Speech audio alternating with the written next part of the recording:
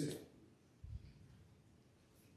Buenas tardes. Vamos a continuar con los estudios que venimos presentando. En esta tarde voy a presentar un estudio en este tema, el proceso de la salvación. En el estudio pasado hablamos cómo Dios dio la orden para que se predicase el evangelio a todo el mundo.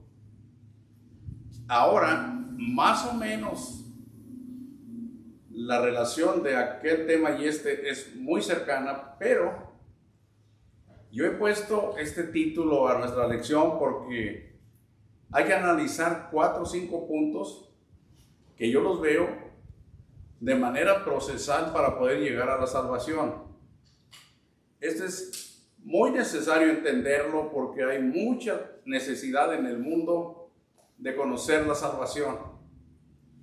Está en el terreno de la salvación, está como llama por acá en lo secular la gente. Los hombres han viciado el mensaje, han viciado la estructura que le corresponde a este mensaje para llegar al punto correcto. Y es lo que vamos a tratar de ver. Nos vamos a ir lentamente, vamos a ir viendo cosas que de hecho ya las conocemos, que son igual muy necesarias. Estas cosas, como pongo ahí, que son muy necesarias, las vamos a poner de antemano para ir viéndolas poco a poquito. Es importante reconocer que los mandamientos de Cristo deben de ser obedecidos para poder llegar a la salvación. Aquí no podemos confiarnos en que voy a establecer mi opinión o voy a hacer mi decisión fundada en mi propia opinión o en el parecer de otras personas. No, así no. En segundo lugar, considerar también los testimonios de los apóstoles. Ellos son los de primera mano, los que vieron, los que oyeron, y ellos nos dicen las cosas como las recibieron. Es necesario poner atención a sus testimonios, también seguir los ejemplos que nos dejaron, tanto Cristo como sus apóstoles. Es necesario recibir el evangelio y hacerse siervo de Cristo, de lo contrario no tendría objeto lo que estamos haciendo. Aquí en esta primera carta, en la segunda carta a los Corintios, capítulo 6, verso 1, dice, así pues nosotros, como colaboradores suyos, os exhortamos también a que no recibáis en vano la gracia de Dios. Aunque el apóstol lo está diciendo a hermanos ya cristianos, a hombres y mujeres ya en Cristo, también es aplicable a nosotros los que aún no conocemos el evangelio, para que tengamos cuidado que todo lo que recibimos es importante aplicarlo en nuestro diario vivir. Empezamos con el creer en Cristo.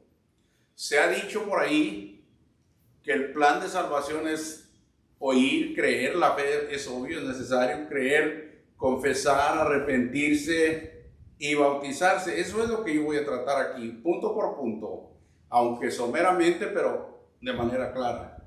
Creer en Cristo.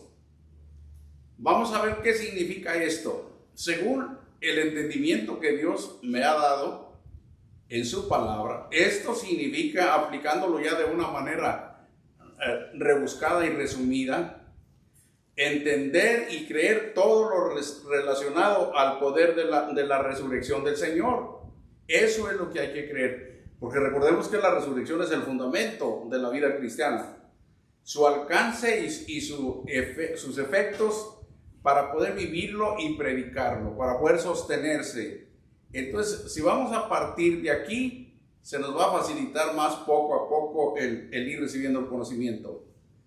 Esta escritura es muy importante. Romanos 10:9 dice que si confesares con tu boca que Jesús es el Señor y creyeres en tu corazón que Dios le levantó de los muertos, serás salvo. Este no fue el mensaje de Cristo. El mensaje de Cristo en el principio habló del evangelio, pero ahora ya después de la resurrección ha cambiado bastante en este sentido. Ahora hay que confesar como requisito primario que Jesucristo es el Señor. Eso es muy importante. Posiblemente a nosotros en este tiempo no es tan difícil confesar que Jesucristo es el Señor, pero en los días en que se escribió esto sí era algo raro. La gente no conocía nada de Cristo. En los lugares donde fue Pablo, la gente no tenía este conocimiento. Creer en Cristo es tener un conocimiento correcto de Él. Por eso dice, porque todo aquel que invocare el nombre del Señor será salvo. Y sigue diciendo, ¿cómo pues invocarán en aquel el cual no han creído? ¿Y cómo creerán en aquel de quien no han oído? ¿Y cómo oirán sin haber quien les predique? Aquí envuelve todo un problema de planificación y de involucramiento de obreros, de gente que se interesa y que se entrega y que se compromete en el trabajo del Evangelio. Pero por ahora vamos nada más viendo los puntos de esta manera porque queremos aclarar lo que nos proponemos. Entonces es importante creer en la resurrección y lo que en ella le corresponde, pero también hay que conocer a Jesús desde diferentes puntos de vista, analizarlo y conocerlo de cerca. El conocimiento correcto y confiable de Cristo solo viene de Dios. Es una cosa muy importante. Esto que vamos empezando a estudiar no es como que podemos recibir este conocimiento de manera general, de conocimiento suelto, de acá y de todas partes. Lo que dice una persona, lo que dicen otras, lo que dice un libro, lo que dice otro. No se refiere a eso. El conocimiento del que estamos hablando, el conocimiento de Cristo solo lo da el Padre. Y el conocimiento del Padre solo lo da Cristo, como lo vamos a ver en otros estudios más adelante. Entonces está uno bien ubicado y tiene que dirigirse de manera correcta y no hay forma de equivocarse. En el verso 17 dice, así que la fe es por el oír y el oír por la palabra de Dios. Como les dije, hay una fuente de conocimiento para llegar a la salvación y esto está en la palabra de Dios. Por eso no podemos admitir otras fuentes de información en cuanto a Dios porque no son apropiadas.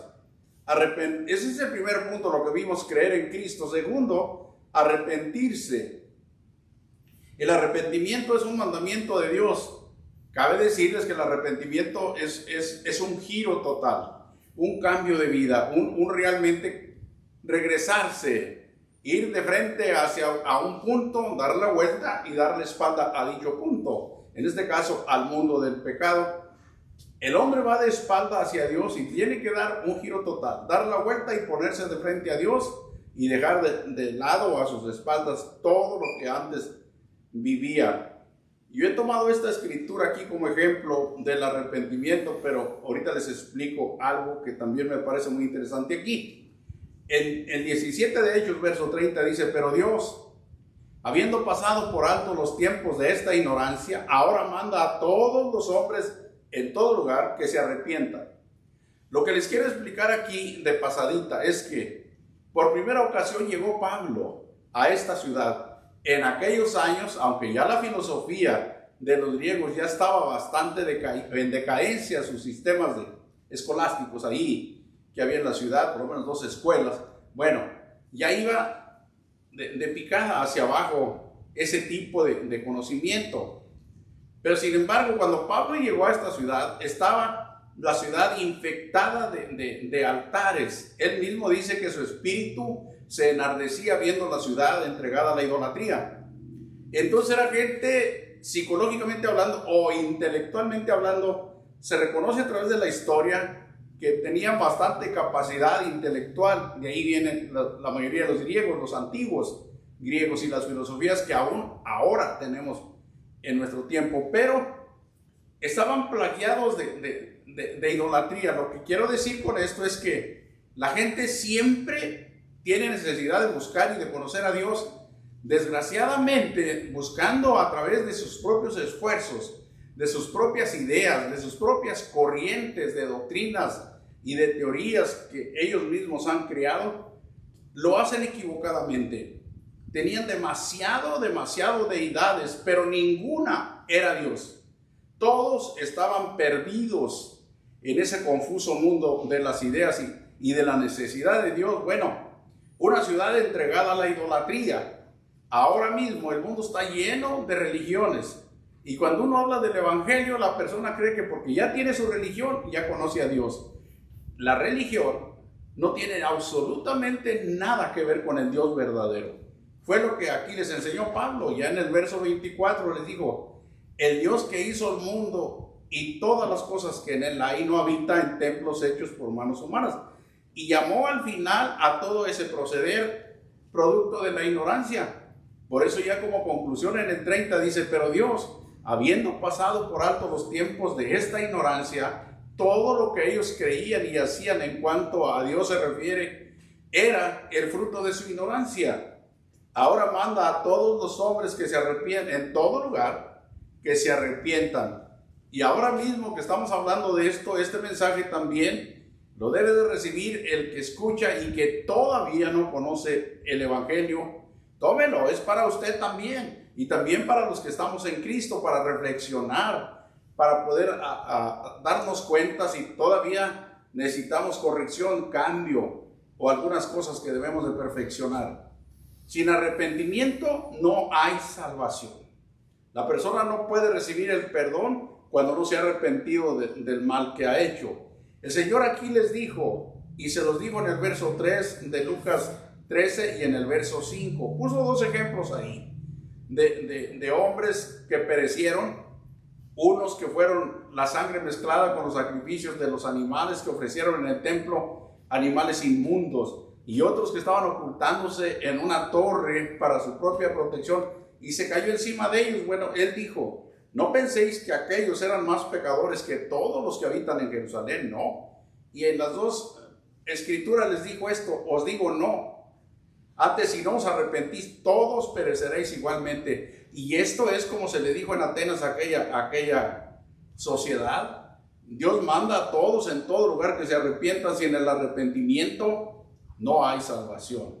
Entonces les voy diciendo todo esto porque es en lo que yo he armado como proceso del Evangelio. La persona puede creer en Cristo, pero no por eso es salvo. Y se le ha dicho, se le ha hecho creer que sí, que es todo lo que necesita, solo creer en Cristo y ya es salvo. Otros, que en el arrepentimiento también se da la salvación, ya te arrepentiste, ya estás salvo. No, esos son elementos que nos enseña la Escritura, que nos van acercando más y más al punto culminante de la salvación, pero es simplemente parte del proceso. Confesar que Jesucristo es el Señor es otro, es el tercero en lo que vamos viendo. Es necesario confesar esto. Confesar que Jesús es el Señor y que Dios le levantó de los muertos. Ve qué importante es entender y conocer en lo que uno debe confesar. El 10:9 de Romanos dice que si confesares con tu boca que Jesús es el Señor y creyeres en tu corazón que Dios le levantó de los muertos, serás salvo. ¿Por qué? Porque la gente confiesa con mucha ligereza.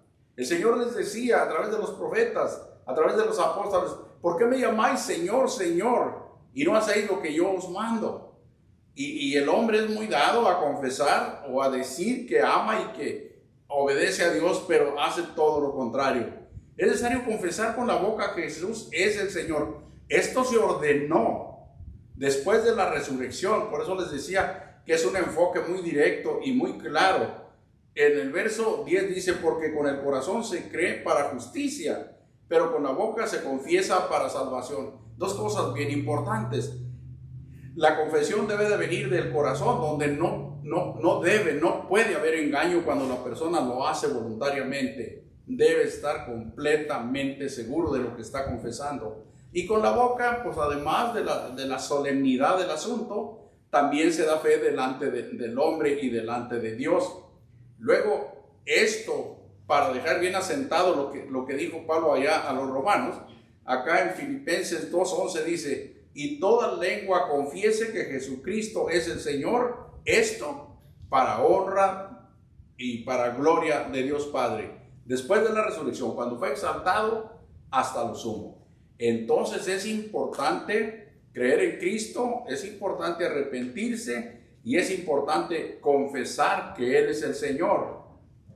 La confesión es la expresión, este es lo que yo he recogido en el conocimiento que Dios me ha dado.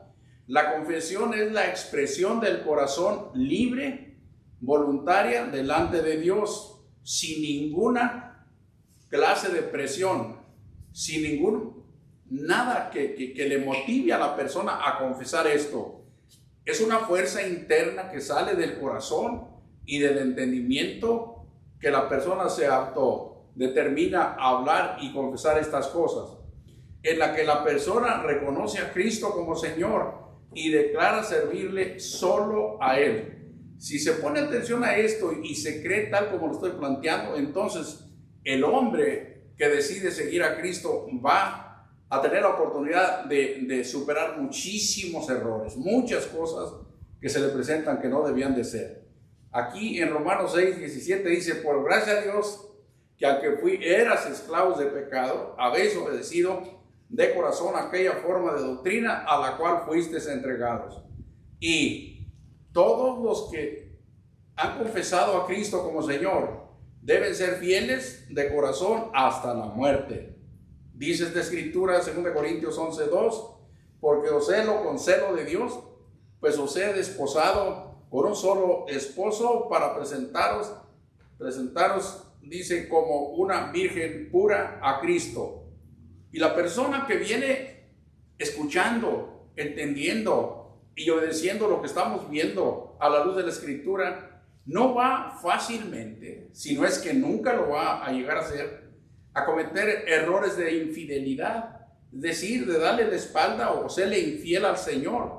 Va a ser fiel a la enseñanza, como dice allí, a la doctrina, va a ser fiel a todo lo que el Señor ha dispuesto que se debe de hacer, porque está consciente de corazón, en su razonamiento está claro todo lo que ha hecho, lo que ha creído, cómo se arrepintió y cómo también ha confesado que Jesucristo es el Señor. No es fácil traicionar o darle la espalda al Señor, a sus mandamientos, cuando hay conciencia de ello.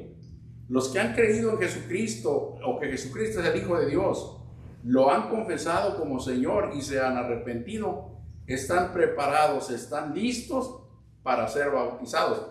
A lo mejor usted que nos escuche ya tiene todo este camino recorrido. Es probable que esto ya lo sepa.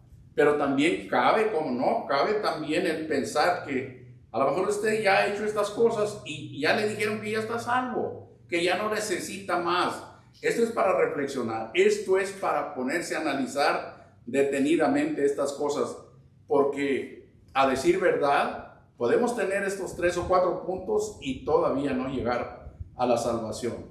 Aplicando aquí, para mayor certeza, nos vamos a dar cuenta aplicando algunos ejemplos de las conversiones de los días de los apóstoles. No hay mejor forma de asegurarse que haciendo exactamente lo que hicieron los hombres que se convirtieron en cristianos en los días de los apóstoles. Y empezamos con un hombre de Etiopía, el carcelero el otro es el que sigue, el carcelero de Filipo. Este hombre, vamos a ver cómo reaccionó. Obviamente, este carcelero de Filipo cumplió con el proceso del que venimos hablando para la salvación y se bautizó. Esa es la culminación, es la parte final, es la culminación. Aquí en el capítulo 16 del libro de los Hechos, verso 31, dice: ellos dijeron, acuérdense que estaba Pablo y Silas ahí, ya todos azotados en el calabozo de más adentro, estaban sujetos con cadenas, pero estaban cantando himnos al Señor. A medianoche un terremoto y las puertas se abrieron y el carcelero se iba a quitar la vida pensando que habían huido todos. Pablo le dice que no se haga ningún daño, que todos están ahí, que nadie se ha ido. Y ellos le dijeron, cuando él preguntó qué debía hacer para ser salvo, ellos dijeron: cree en el Señor Jesucristo y serás salvo tú y tu casa. De esta doctrina, debo decirles, se ha servido muchísima gente para engañar a otros. Claro que la gente no dice esto lo voy a tomar para engañarlo, sino que ellos, a lo mejor algunos de buena fe, dicen: mira, es todo lo que se necesita. Creer en el Señor Jesucristo y en ese creer quedas salvo tú y toda tu casa, toda tu familia. Incluso nos lo han tomado para argumentar que en una casa también hay niños y que también todos quedaron salvos. Y de ahí se ha sostenido en parte o equivocadamente en parte que también los niños deben ser bautizados. Esto no está enseñando ni una cosa ni la otra, pero así lo dijeron los apóstoles: creen en el Señor Jesucristo.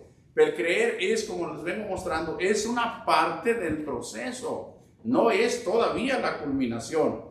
¿Y cómo lo sabemos? Por lo que sigue En el verso 33, para no ir tomando todo por el tiempo, dice, él tomándolos en aquella misma hora de la noche, les lavó las heridas, porque estaban bien golpeados, y enseguida se bautizó él con todos los suyos. Las escrituras ahí mismo dicen en el propio contexto que él, Pablo, les aclaró todo lo relacionado al evangelio de nuestro Señor Jesucristo. Cuando lo escucharon, ellos fueron bautizados también, porque esa es la parte final, como dije, en el proceso. ¿Qué pasó ahí? Creyeron, se arrepintieron, confesaron y fueron bautizados. No cubre todos los detalles lo que se escribió, pero obviamente eso fue lo que ocurrió. El etíope, el otro que les decía de Candace, confesó lo que él creía. Recuerda que este funcionario, que era el tesorero de la reina de Candace, venía de Jerusalén de adorar, y en algún momento el Espíritu Santo le dijo a Felipe que se acercara a ese carruaje, y fue y lo tomó, lo subió el carcelero y le pidió explicación de lo que iba leyendo, que no entendía realmente. Él dijo, si no hay quien me explique, ¿cómo entiendo? Entonces Pablo le explicó, yendo por el camino, llegaron a cierta agua, dijo el eunuco, he aquí hay agua, ¿qué impide que yo sea bautizado? Antes no se nos dice nada que Pablo le haya enseñado acerca del bautismo, pero ¿qué vamos a inferir de lo que él pidió? Obviamente también se lo enseñó. Como les digo, no se escribe todo, casi podemos decir, está resumido, condensado, los mensajes, lo que se hizo, lo que se dijo. Pero por lo que él preguntó, nos damos cuenta que ya había creído, ya se había arrepentido, ya había confesado inclusive que Jesucristo es el Hijo de Dios, es el Señor, y aquí lo va a confesar ya con toda libertad. Dice, he aquí hay agua, ¿qué impide que yo sea bautizado? Y luego Pablo le dice, o Felipe, perdón. Felipe dijo, si crees de todo corazón, bien puedes. Y respondiendo dijo, creo que Jesucristo es el Hijo de Dios.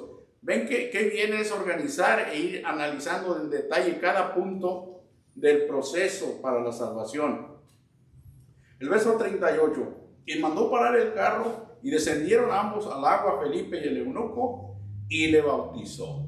La culminación de la salvación es el fin, la parte última para la salvación, para ser salvos, y es el principio de una vida de salvación, de una vida de hijo de Dios, de una vida de salvado.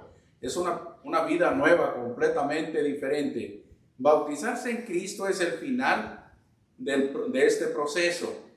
Aquí tenemos como empezó la iglesia en el primer siglo, y lo tomo yo como parte final, siendo la parte inicial. Dice el verso 38 del capítulo 2 de los Hechos, Pedro les dijo, arrepentíos, es un mandamiento, y bautícese cada uno de vosotros, también mandamiento, en el nombre o bajo la autoridad de Jesucristo, como Cristo lo ordenó, para perdón de los pecados. La preposición es indiscutible. ¿Para qué dijo que era el bautismo que les estaba mandando? Para recibir perdón de pecados y para recibir el don del Espíritu Santo. Es ilógico, es inaceptable, es inconcebible que una persona creyendo reciba perdón de pecados, que una persona arrepintiéndose reciba el perdón de pecados, que una persona confesando a Cristo reciba el perdón de pecados.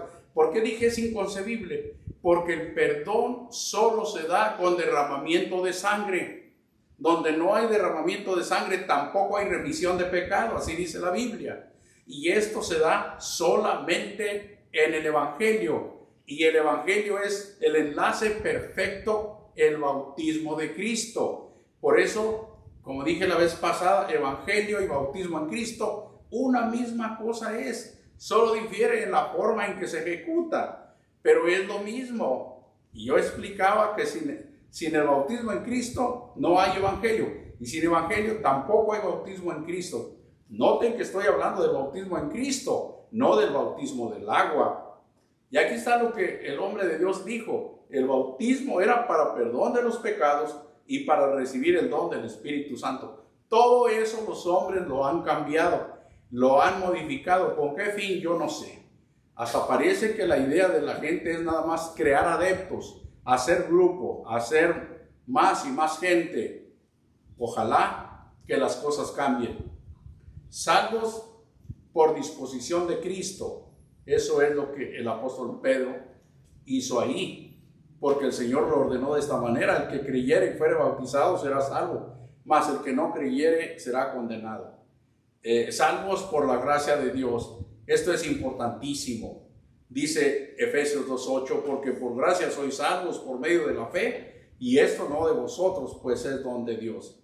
Aquí queda cubierto todo el plan de redención para el hombre, pero también todo esfuerzo y todo mérito y todo crédito que hombre alguno se quisiera adjudicar. La salvación es un regalo de Dios de principio a fin, completo. Como ya lo he dicho varias veces, al hombre solo le queda creer y obedecer. Obedecer lo que el Señor ha establecido que se debe hacer. Ahora, aquí hay 5 cosas maravillosas que Dios nos da en el bautismo en Cristo. Cosas que no se dan en ninguna otra parte del proceso, en ningún otro punto, solamente a través del bautismo. Es importante considerar esto para que nadie se equivoque y para que nadie se confíe. En el bautismo se nos da el perdón de pecados, como lo vimos en esta escritura. Después, como les dije, tengan mucho cuidado. Es importante uno poner atención, y no es una clase de gramática ni de ortografía. Es importante que uno sepa y tenga cuidado en el contenido de lo que son los artículos, los pronombres, los sustantivos, los adjetivos, los verbos, toda la función de todas las cosas gramaticales es importante. Y las preposiciones son importantísimas, porque sus formas, cómo se aplican, así como los artículos, los adjetivos, cómo califican o cómo hacen su trabajo, es maravilloso. Aquí está claro e inconfundible: bautice cada uno de vosotros en el nombre de Jesucristo para el perdón de los pecados. En el bautismo se da. Fuera del bautismo no hay perdón de pecados. Si alguien le dice: tú crees en Cristo y ya eres salvo, no lo crea. Analice esto. ¿Salvo de qué? Estamos hablando salvos de pecado, de quitar el pecado, de perdonar el pecado, de justificación del pecado. En el creer en Cristo, en el arrepentirse y en el confesar, no se da esta bendición, solo en la sangre de Cristo. En el bautismo se nos da el don del Espíritu Santo también de la misma manera. Es un don y la gente no puede estarlo pidiendo a gritos como por ahí lo hace mucha gente. Luego dice: recibiréis el don del Espíritu Santo. Y en el capítulo 5 de este mismo libro de Hechos, verso 32, Pedro, el mismo apóstol, dijo: y nosotros somos testigos suyos de estas cosas. Le estaba explicando a algunas autoridades ahí acerca de las cosas que se venían haciendo. Y también el Espíritu Santo, el cual ha dado Dios a todos los que le obedecen. Sin la obediencia al Evangelio y cuya manifestación plena de esa obediencia es el bautismo en Cristo, tampoco hay don del Espíritu Santo. El bautismo nos salva. Aquí dice esta escritura de 1 Pedro 3:21, el bautismo que corresponde a esto ahora nos salva. Y yo pongo el subrayado allí y luego abajo: por la resurrección de Jesucristo. No quitando, dice el paréntesis, ya lo hemos explicado, el bautismo no quita las inmundicias de la carne, sino como la aspiración de una conciencia, de una buena conciencia hacia Dios, y luego por la resurrección de Jesucristo. En el bautismo se nos resucita en Cristo espiritualmente hablando.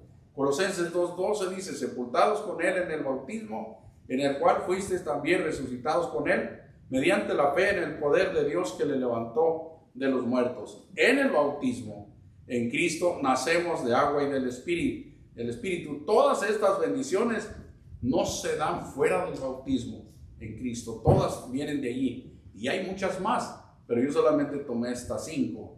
Dice aquí en Juan 3:5, respondiendo Jesús: de cierto te digo, hablando con Nicodemo, que el que no naciere de agua y del Espíritu, noten que es el Espíritu Santo, no es el espíritu natural del hombre. Es necesario nacer de agua y del Espíritu, no puede entrar en el reino de Dios. Como conclusión, ya lo hemos estudiado y ya lo conocemos, creer en Cristo es necesario para buscar la salvación. Eso es importantísimo. Arrepentirse es mandamiento de Dios para poder ser salvos.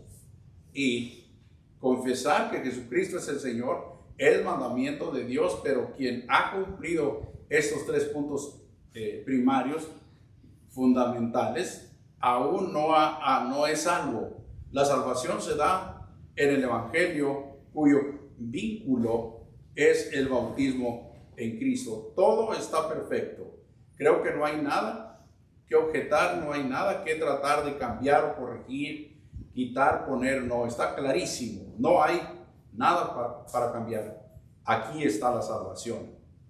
Y concluimos con esta escritura que ya citaba hace un momento. El bautismo que corresponde a esto, a todo lo que ahora compete a la predicación del Evangelio, nos salva.